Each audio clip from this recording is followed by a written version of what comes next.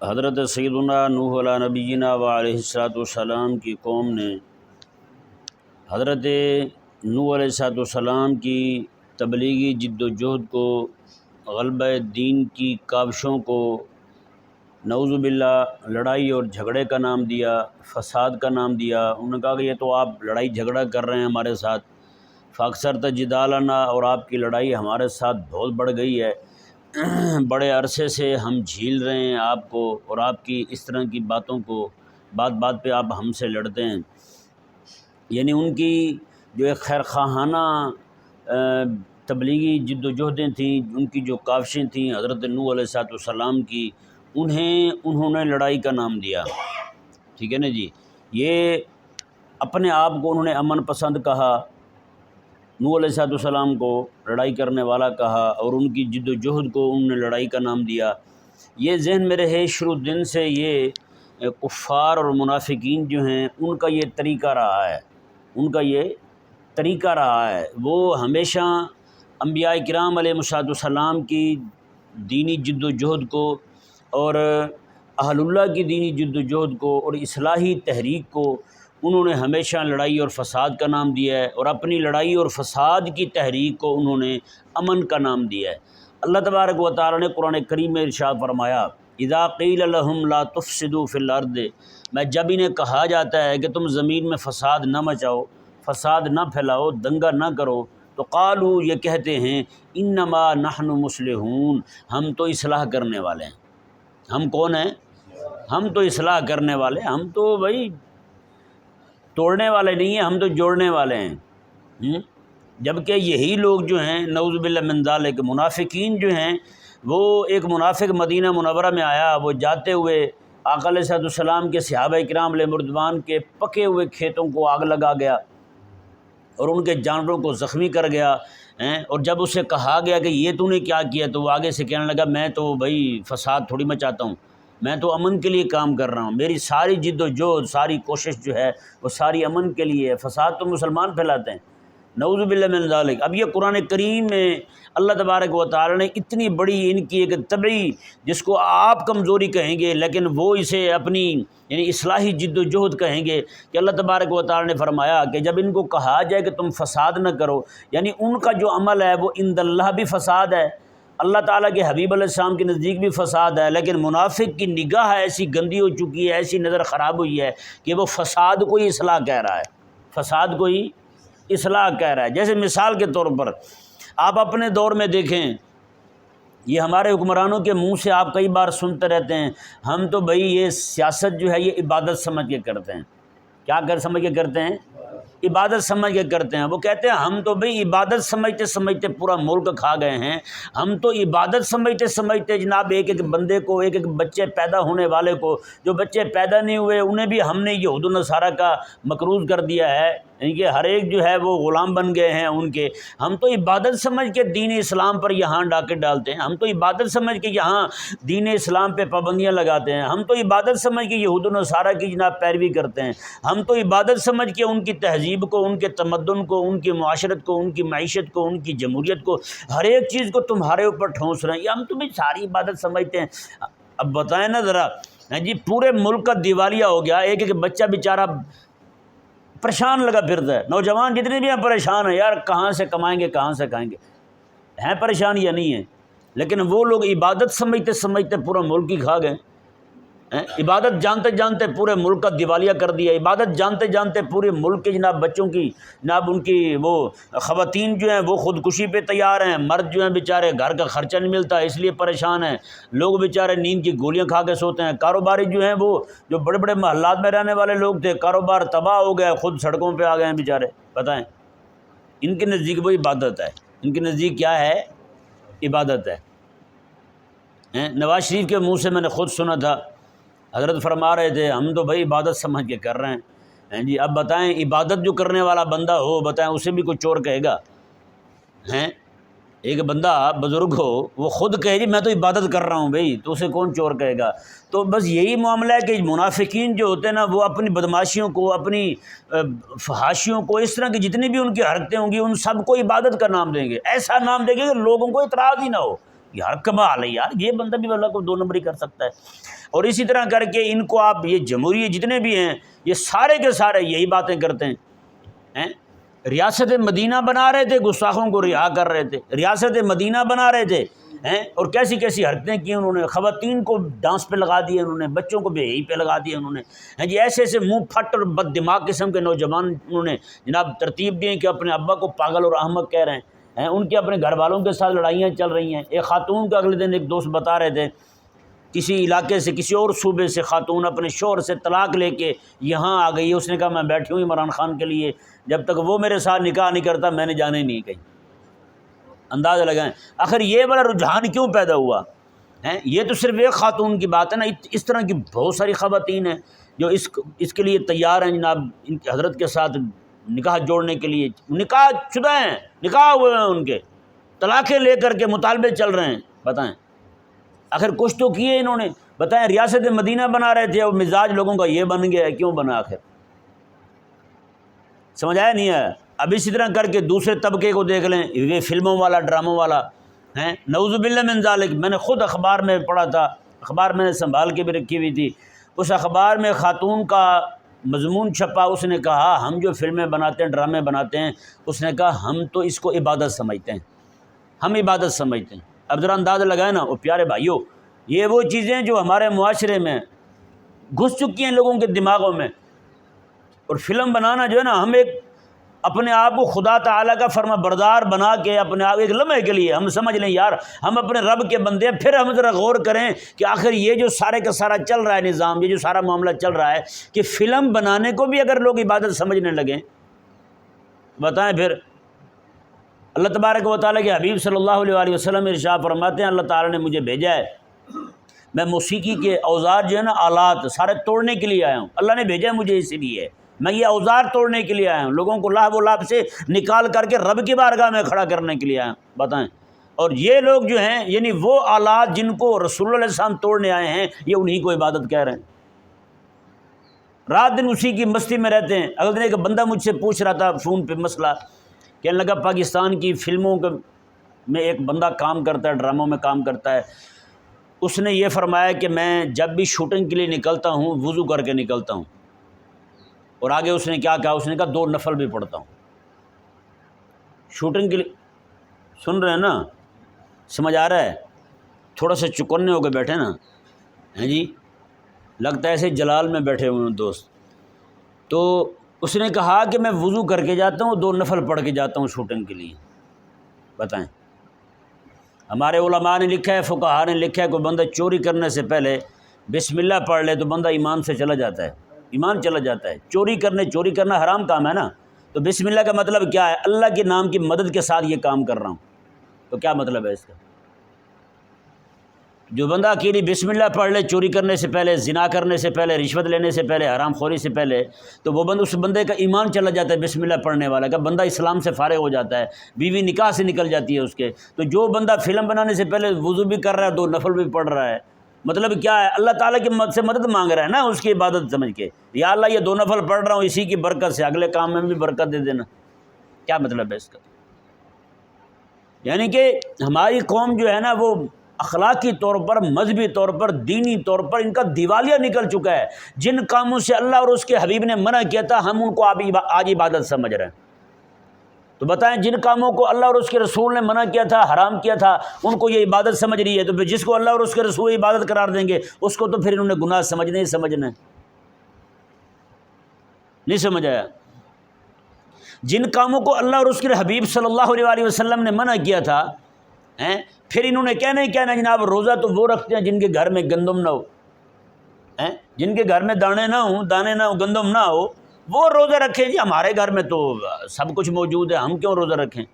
نعوذ باللہ من۔ پھر یہ والی سوچ پیدا ہوتی ہے۔ یہ والی سوچ کیوں پیدا ہوتی ہے؟ جتنا بندہ اللہ تبارک و تعالیٰ کی وحی سے، اس کے دین سے دور ہوتا چلا جائے گا، اسی طرح یہ والی سوچ اور فکر جو ہے بندے میں آتی جائے گی۔ ظاہری بات ہے زین لہم الشیطان اعمالہم، اللہ تعالیٰ نے فرمایا کہ شیطان جو ہے اس نے ان کے لیے ان کے اعمال خوبصورت کر دیے ہیں۔ شیطان نے ان کے لیے ان کے اعمال خوبصورتی کیا ہوتی ہے؟ آپ اور آپ کے نزدیک عبادت خوبصورتی ہے یا نہیں؟ گناہ میں تو خوبصورتی کوئی نہیں نا، گناہ میں خوبصورتی کوئی نہیں. وَزَيَّنَ لَهُمُ الشَّيْطَانُ أَعْمَالَهُمْ. کئی بار متعدد مقامات پر اللہ تعالیٰ نے یہ مضمون بیان کیا. کہیں پہ صیغہ معروف کے ساتھ، کہیں پہ صیغہ مجہول کے ساتھ. صیغہ معروف جہاں ذکر کیا گیا تو وہاں پہ شیطان جو فاعل ہے، زین لہم الشیطان اعمالہم، شیطان نے ان کے لیے ان کے اعمال، وزین لہم الشیطان اعمالہم. ہاں جی، یہاں پہ مجہول ذکر کیا گیا، یہاں پہ فاعل ذکر نہیں کیا گیا اس کا. یعنی ایک جگہ فاعل آ گیا کہ شیطان ان کے لیے ان کے گندے اعمال جو ہیں وہ خوبصورت بنا دیتا ہے. جیسے میں نے آپ کو کہا، حضرت نوح علیہ السلام کے سامنے کھڑے ہوئے لوگ جو ہیں وہ اپنی بدماشیوں کو روزانہ نوح علیہ السلام خون بہا رہے ہیں، اس کو امن کہہ رہے ہیں. نوح علیہ السلام جو ہیں روزانہ زخمی ہو کے گھر میں آ رہے ہیں اور ان کو جد و جہد دینی کی وجہ سے ان کو تکلیف دے رہے ہیں. وہ خود تکلیف دینے کو وہ امن سمجھ رہے ہیں، اور حضرت نوح علیہ السلام کی دینی جد و جہد کو فساد کہہ رہے ہیں. مارتے روز وہ ہیں، نوح علیہ السلام نے ہاتھ نہیں اٹھایا. مارتے وہ ہیں، وہ امن والے ہیں. نوح علیہ السلام روز مار کھاتے ہیں، وہ فساد مچانے والے ہیں. مزاج بدل گیا نا، مزاج خراب ہوا تو پھر چیزیں اچھی جو ہیں وہ بری دکھائی دینے لگتی ہیں بندے کو. اسی طرح کر کے ان لوگوں کا مزاج بدل گیا ہے. اور اسی طرح کر کے جیسے آج کل کے جیلم کے حضرت بیٹھے ہوئے ہیں، نعوذ باللہ من ذالک. بھائی وہ رب تعالیٰ کی توحید بیان کرتے ہوئے اہل اللہ کی اور انبیاء کرام علیہ السلام کی بے ادبی کر جاتے ہیں، گستاخی کر جاتے ہیں. ہاں جی، وہ نعوذ باللہ ان کو پتہ نہیں کس نے سمجھا دیا ہے بھئی توہین کرنا ہی توحید ہے، اللہ کے پاکوں کی توہین کرنا ہی توحید ہے. کیا مطلب ہے اس کا؟ او بھائی نہیں، ایسا نہیں ہے، بالکل نہیں ہے ایسا. کیا خیال ہے؟ گھر میں اماں بھی ہیں، ابا بھی ہیں. ابا کی تعظیم تبھی ہوگی جب اماں کو 2-4 چپیٹیں ماریں گے. اماں کی تعظیم پوری تبھی ہوگی جب ابا کی بے عزتی کرتے رہیں گے بات بات پر. او بھئی اماں بھی ہیں، ابا بھی ہیں، اماں کی بھی تعظیم کرنی، ابا کی بھی تعظیم کرنی. ایک کے بارے میں میرے آقا صلی اللہ علیہ وسلم نے ارشاد فرمایا کہ ابا جو ہے یہ جنت کا درمیانی دروازہ ہے، اور اماں کے قدموں میں آقا کے سامنے میں جنت ہے. اور آپ خود اندازہ لگا سکتے ہیں دروازے کی اور جنت کی، دونوں کی، جنت کے دروازے کی اور جنت کی دونوں کا آپس میں کیا تعلق ہے. دروازہ نہیں ہے تو جنت نہیں ہے، جنت نہیں ہے تو دروازہ کیا کرے گا؟ اکیلا دروازے بندے کے ہاتھ آ جائے جنت ہی نہ ہو، کیا کرے گا وہ؟ یا جنت کا اسے داخلہ مل جائے لیکن دروازے سے گزرنے کی اجازت نہ ہو تو کیا کرے گا؟ بتائیں. تو مطلب یہ ہے کریم آقا صلی اللہ علیہ وسلم نے دونوں کو ایسے انداز میں بیان فرمایا کہ کوئی بندہ جو ہے نا، نہ اماں سے بے پرواہ ہو نہ ابا سے بے پرواہ ہو. ابا کا ادب کرتے ہوئے نہ ماں کی بے ادبی کی اجازت ہے، نہ اماں کا ادب کرتے ہوئے ابا کی توہین کی اجازت ہے. اللہ تبارک و تعالیٰ کی توحید کا مطلب یہ تھوڑی ہے کہ اللہ تبارک و تعالیٰ جن کو اپنا حبیب فرما رہا ہے ان کی توہین کریں گے تو اللہ تعالیٰ فرمائے گا لے بھی اب تم نے میری توحید بیان کی ہے. نعوذ باللہ من ذالک. اس کا انتہائی سخت جملہ، انتہائی دل آزار جملہ، انتہائی تکلیف دہ جملہ، انتہائی توہین آمیز جملہ مرزا جیلمی نے فرمایا. نعوذ باللہ کہا اس نے کہا کہ نعوذ باللہ ثم نعوذ باللہ کہ انبیاء تو وہ ہیں جو اپنا پیشاب بھی نہیں روک سکتے. کیا مطلب ہے؟ اللہ تبارک و تعالی نے پورے قرآن میں کہیں پہ یہ والا مزاج بیان ہوا ہے توحید بیان کرنے کا؟ بتائیں. پورے قرآن میں اللہ تعالیٰ تو یہ فرمایا کان عند اللہ وجیہا. اللہ تبارک و تعالیٰ کے ہاں، اللہ تعالیٰ کے جو نبی ہیں، ایک خاص پیغمبر کی طرف اللہ تبارک و تعالیٰ نسبت کرتے ہوئے حضرت عیسیٰ علیہ السلام کی طرف اللہ تعالیٰ میں وہ تو بڑی وجاہت والے ہیں، بڑی عظمت اور شان والے ہیں. اللہ کے ہاں وجیہ کہتے ہیں روب والے کو کہتے ہیں. اللہ تعالیٰ میں ہم نے تو اپنے بندے کو ایسے بنایا ہوا ہے، روب والا بنایا ہوا ہے. بتائیں یار، میرے آقا صلی اللہ علیہ وسلم نماز پڑھا رہے ہیں، حالت نماز میں کھڑے ہوئے ہیں. آقا علیہ السلام نماز میں، حضور نے کہا نہیں ہے، نماز میں کھڑے ہوئے بار بار حضور آسمان کی طرف دیکھ رہے ہیں کہ قبلہ تبدیل ہو جائے. اللہ تعالیٰ نے میں فَلَنُوَلِّيَنَّكَ قِبْلَةً تَرْضَاهَا، میں حبیب پیارے ہم بھی آپ کا منہ اسی طرف ہی کر دیں گے جسے جو آپ پسند فرماتے ہیں، ہم اسے قبلہ بنا دیں گے. بخاری میں حدیث پاک حضرت عائشہ پاک عرض کرتی ہیں یا رسول اللہ میں دیکھتی ہوں اللہ تعالیٰ آپ کی مرضی پوری کرنے میں بڑی جلدی فرماتا ہے، آپ کی مرضی پوری کرنے میں بڑی جلدی فرماتا ہے. یہ بخاری میں حدیث پاک. اور اللہ تبارک، ایک عورت نے آقا علیہ السلام کے خلاف بات کر دی، اللہ تبارک و تعالیٰ نے پوری قرآن پاک کی سورہ نازل فرمائی وَالضُّحَىٰ وَاللَّيْلِ إِذَا سَجَىٰ. میں حبیب پیارے تیرے رخ والضحیٰ کی قسم ہے، تیری زلف واللیل کی قسم ہے، مَا وَدَّعَكَ رَبُّكَ وَمَا قَلَىٰ، تیرے رب نے نہ تجھے چھوڑا ہے نہ تیرے رب تجھ سے ناراض ہوا ہے. بتائیں یار، جن کے بارے میں رب تبارک و تعالیٰ فرمائے قیامت، میرے آقا کے سامنے میں قیامت والے دن اللہ تبارک و تعالیٰ جو ہے میں میدان محشر میں سر سجدے میں رکھ دوں گا. اللہ فرمائے گا ارفع راسک سل تو وشفت شفا. حبیب پیارے سر تو اٹھائیں نا ذرا، سر تو اٹھائیں، سوال کریں دیا جائے گا آپ کو، آپ شفاعت کریں قبول کی جائے گی آپ.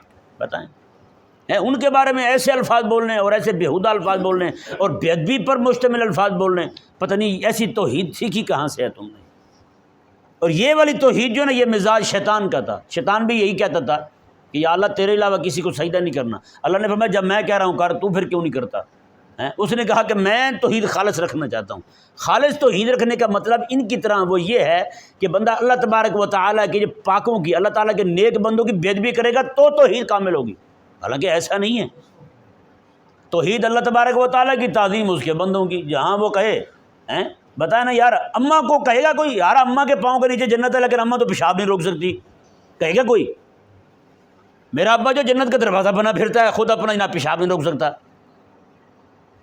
اپنے ابا کے لیے بولے گا تو بے ادبی والا لفظ ہوگا یا نہیں ہوگا؟ تو جب اللہ تعالیٰ کے انبیاء کے بارے میں کہنا شروع کر دے کوئی بندہ، بتائیں کیا بنے گا اس کو؟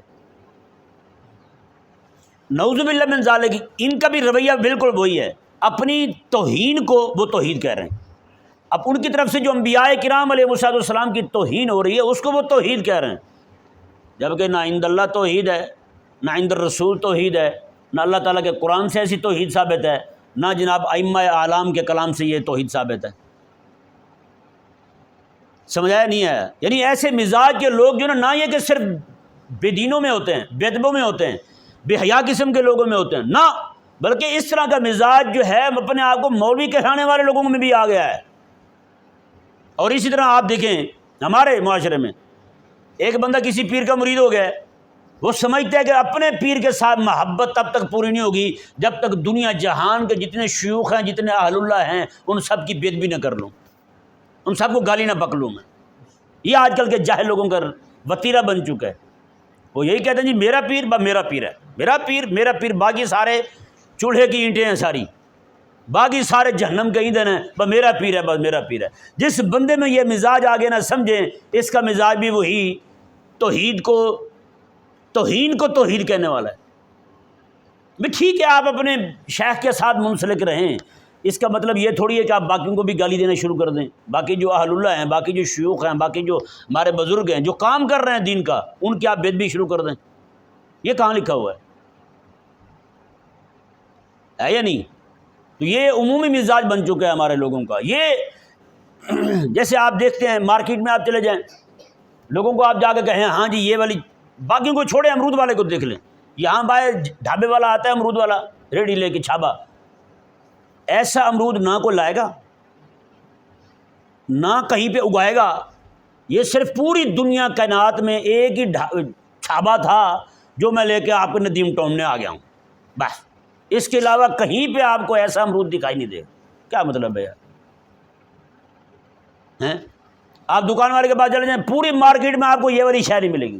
مطلب یہ ہے جس فیکٹری نے یہ چیز تیار کی ہے وہ تیار کر کے آپ کو دے کے وہ تباہ ہو گئی ہے، اور نہ اس جیسا کو بنا سکتا ہے، نہ وہ فیکٹری دوبارہ باقی رہی جو جناب جو چیز بنا کے آپ کو دے دی اور اس کے علاوہ کہیں نہیں رہی۔ یعنی ہمارے لوگوں میں مزاج بن چکا ہے ایسا کہ اپنی سودا بیچنے کے لیے باقیوں کے سودے کی توہین ضروری ہے۔ یہ کہاں لکھا ہوا ہے یار؟ اپنا منجن بیچنے کے لیے باقیوں کی دوائیاں جو ہے نا ان کی آپ بیچتی شروع کر دیں۔